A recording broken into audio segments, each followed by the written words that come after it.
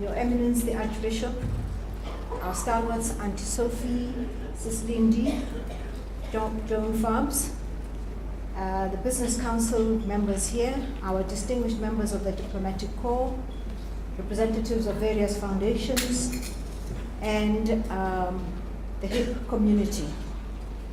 I want to assure the HIP community that I'm HIP too. It's the second time it's the second time that I've been here, and every time I've been here, I feel I belong. Distinguished guests, ladies and gentlemen, this is a year in which we're going for our 6th general election, full of hope for the future and determined to recapture the state and put it into the hands of the people and recreate the country that Mandela bequeathed to us. It is an especially important year for us as we invite the world to focus on the example we have set for the rest of mankind. We need to keep on this path so that we lead ourselves into a better place. We once captured the world's imagination because we showed them what was possible. We want to continue doing that. We had the most fertile ground on which to build further on the immense work done by Oliver Tambo, Nelson Mandela, and their peers, and we specially acknowledge George Bezos, who crafted a better world for us, all 3 of them. We chart our foreign policy in the new dispensation in remembrance of these men for what they bequeathed to us, which is freedom, equality, peace, justice, forgiveness, and a very strong human rights ethos. Yesterday, I was at Fort Hare and dealing with the students, addressing the students there on the 40th anniversary of Solomon Mahlangu. Solomon Mahlangu was a young man who was arrested in 1977 in this country and charged under trumped-up charges, which in the end the apartheid government called common cause. What this means is that if you're in the company of somebody who commits a crime, you yourself are guilty of that crime. He was sentenced to death at the age of 23. And what is miraculous about this is that instead of the anger or pity that you'd expect out of this poor young man had this to say to the world, to his lawyer as he was going to go to the gallows. Tell my people that I love them. May my blood feed the tree of freedom so that we live in a free world. This is what he has bequeathed to the students of this country. This is what he has bequeathed to us. There are many more like him. And therefore, we have taken it upon ourselves to make sure that this miracle of 1994 represents all of those people who gave so much to this country. We are a world of rich tapestry here in South Africa that encompasses and recognizes all of us. Our differences make us richer for embracing them. I'm here today with a community that represents the Hellenic, Italian, and Portuguese communities that represents a rich part of our social fabric. We no longer see South Africans of Greek ancestry, or Portuguese ancestry, or Italian ancestry as anything but South Africans. Many of these people with cultural backgrounds have enriched our own culture. When Archbishop Tutu referred to South Africa as a rainbow nation, he inspired the diversity that we have today. And we are truly a country of rainbow people. And I'm saying this also aiming it to the African diaspora, people who have come to live with us here, to say to you, South Africa is not a xenophobic country. South Africa has lived with other nationalities.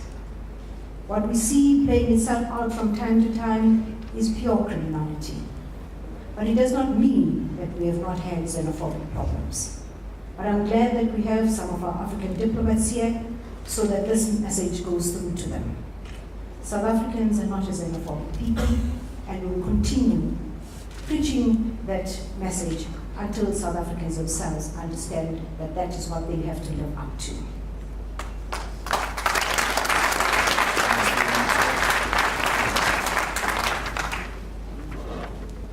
I'm particularly glad to be with you here again, the HIP people and myself, to be inspired by your great tradition of great-heartedness, your strong entrepreneurial spirit, a community steeped in how to empower and embrace. They have embraced me. I've grown up knowing Advocate George Bizos, a stalwart of this community, as part of a greater family of progressive movement. And now, instead of him being Advocate Bizos, who represented our parents, we see him as Uncle Bizos. By the time that Madiba died, he had promoted Advocate Bizos from an advocate to a friend, to a brother, and to a close confidant. Now, when we want to know anything about Madiba, we go to Bizos to find out about our father. I have, out of this community as well, had very good relationships, especially with the academia here. And I want to point out especially with Luli Kalenikos, a fellow academic who took years of her life studying our stalwart O.R. Tambo, unearthing the entirety of the man in ways we could never have imagined. She shared with me some of her research, and I shared with her some of my own views about O.R. Tambo. And she shared with me a letter that had been written by O.R. to his mother, a moving letter that showed a very special part of him. But before I could share a very special tribute to O.R., Luli Kalenikos had run ahead of me and published a book. I have for her, and I was hoping that she's here, the original handwritten speech of O.R. that he gave at the Morogoro conference. And I wanted to give it to her, if only to encourage her to go on to volume 2 of O.R.'s life. Because we are all products of O.R., and his story is not told until the last story here is told. So could you please convey that message to her? When I came across the problem of having to galvanize government into supporting the initiative that we had of getting support to governments of Mozambique, Malawi, and Zimbabwe, I called Minister of Social Development because I wanted her to assist me with his food parcels. And I said, you know, I'm working with a number of people on this initiative, and I don't know if you know Stavros. She says, what are you talking about? Is there anybody who doesn't know Stavros? And Stavros is part of us here. So I thought, okay, fine. So the point that I'm trying to put across to you is that we are an integral part of each other here. And I'm very glad to have been asked to come here. I feel very honored to be here. We have in our policies the policy of social cohesion, and we constantly debate exactly what it is that it means. Actually, we have here a very rich example of exactly what social cohesion is. And I'd like to use this opportunity to request you to go out into our communities and preach the social cohesion that you have held together for so long. We need it very much. When we have incidents that are interpreted as xenophobia or have manifestations of xenophobia, we dip the integrity of this country. We dip the image of this country. When our election monitors came to South Africa, one of their concerns was, are we going to be safe from xenophobia? I felt very upset, very angered by how we portray ourselves. And I took the opportunity a few days later to express to our SADC monitors that they need not fear any xenophobic attacks on them, because all of us are determined. We thank you for your solidarity, especially towards Zimbabwe, Mozambique, and Malawi during the Idai cyclone. Humanitarian work of that nature is just the best thing that any human being can do for another human being. If you look at religion, the crucial doctrine of Christianity is Love your neighbor as yourself. And that is what you have done for the Mozambican, Zimbabweans, and Malawians.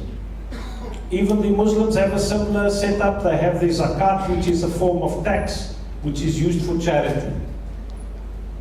That is the most sublime and supreme human philosophy that we can have, and that is being kind and assisting our brothers and sisters when they need it. Section leaders of the Hellenic, Italian and Portuguese communities of the HIP Alliance, starting with our counterpart from the Hellenic section, who represents Greek and Cypriot parts of the HIP Alliance, John Valadakis, and I'm sure John will stick to his 3 minutes. Thank you.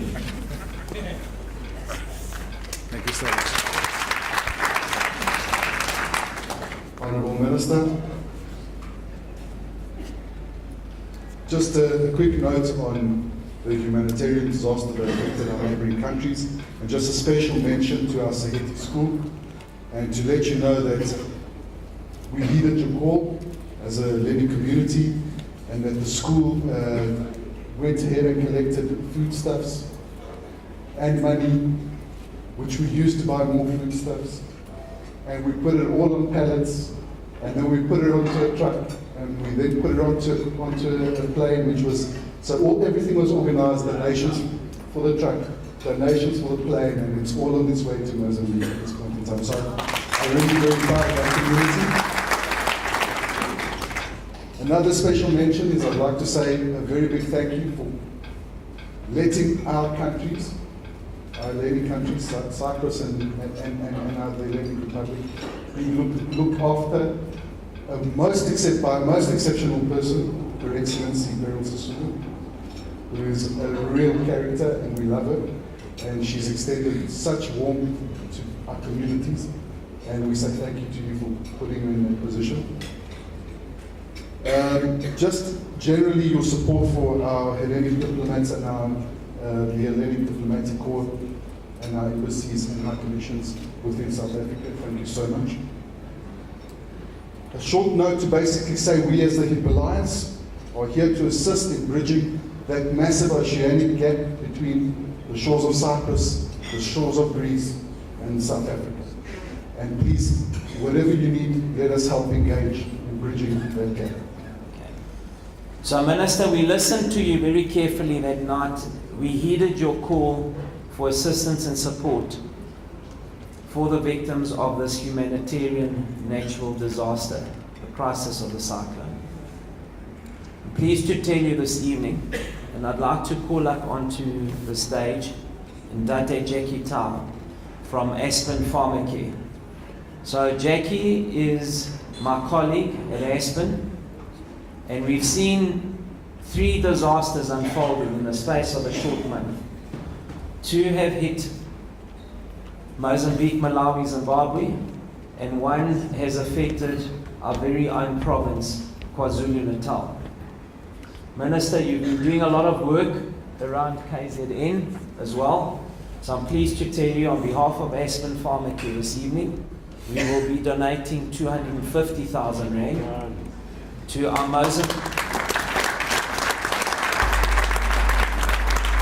Mozambican brothers and sisters, our Zimbabwean brothers and sisters, our Malawian brothers and sisters. And then, Minister, a further 50,000 Rand for the work that you've been doing in KZN, for the KZN flood victims in our very own country.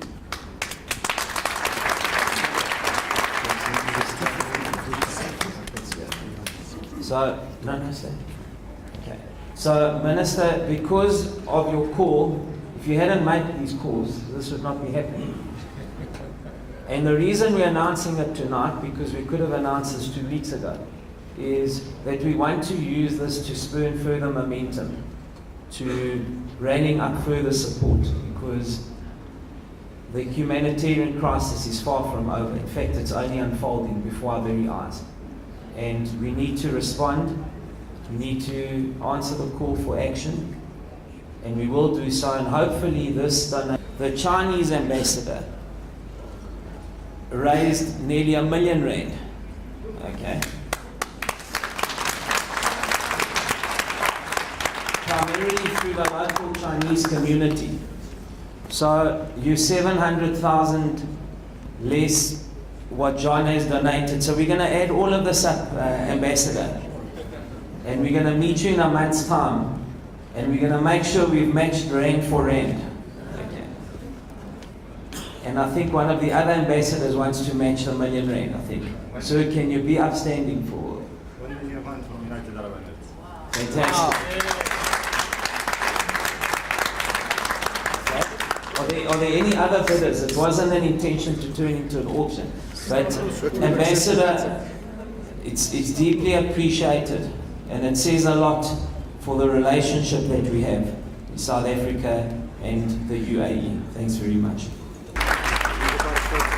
So, ladies and gentlemen, this is not a bidding exercise, but it's really acknowledging the humanitarian work that Minister Sisulu does and continues to do. So if she were not here this evening, none of this would have happened, to be frank. And that's the best demonstration. So I can say a lot about her, I can talk a lot about her this evening when we recognize her at the end of the evening. But actions speak louder than words. And I wanted to demonstrate to you this evening, firsthand, how actions have spoken louder than words. There's been real delivery of a number of things, Minister, since you came to us on the 26th of March. Thanks very much. Minister, I'm going to read this special plaque of recognition to you, what it says.